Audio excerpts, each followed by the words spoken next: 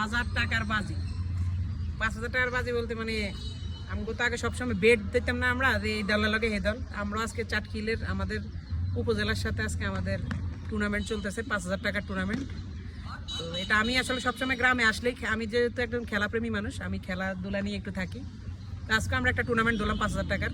জানি না আমরা জিতবো কি হারবো, বাট খেলা হবে জমজমাট ইনশাল্লাহ। এটা হচ্ছে আমাদের স্কুল মাঠ।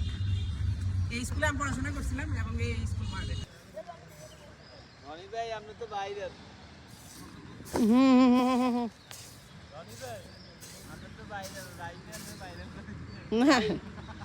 নানি ভাই, আপনি তো খেলার প্রতি ভালোবাসা, এটা তো আপনি তো খেলার প্রতি ভালোবাসা দেখাইতেছেন।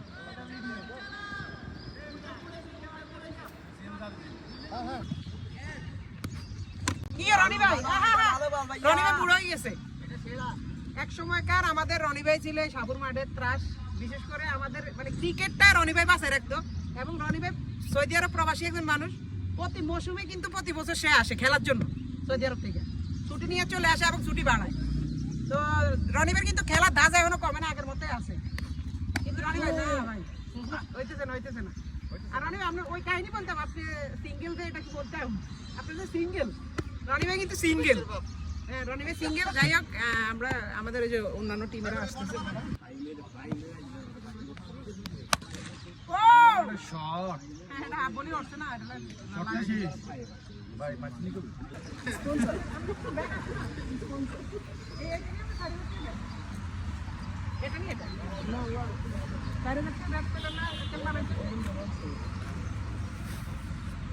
ব্যাটের দাম 4,000 টাকা।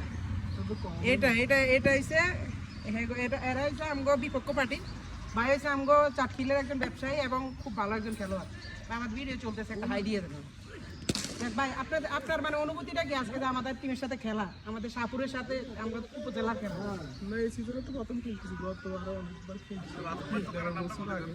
হ্যাঁ, খেলা মোটামুটি আমগো মাঠটা কিরকম লাগতেছে?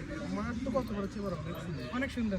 মাঠের হিসেবে অনেক খরচ হয়েছে। টুর্নামেন্টকে সাইড দিন হ্যাঁ, ইনশাআল্লাহ এবার টুর্নামেন্ট ছাড়া হবে, ছাড়লে অনেক ভালো হয়ে যাবে। জমজমাটকে কারণ অনেক সুন্দর এবং কোনো খাত খুদ নেই, মাঠ একদম ফ্রেশ। মায়েরা আসছে, ওনাকে ব্যাটটা অন্যরকম। এরাও জিতাল্লাই আইছে, আমরাও জিতাল্লাই আইছি। দেখা যাক, একই উপজেলার দুইটা টিমে কিন্তু খুব ভয়ঙ্কর টিম, মাশাআল্লাহ করি। দুইটা টিমে খুবই দুর্দান্ত টিম। আমাদের শাহপুর টিমটাও ভালো, ওনারাও খুবই ভালো, ওনাদের অনেক নাম ডাক আছে এবং ওনারাও হায়ারে খেলে। আশা করি ইনশাল্লাহ দেখা যাক কি হয়।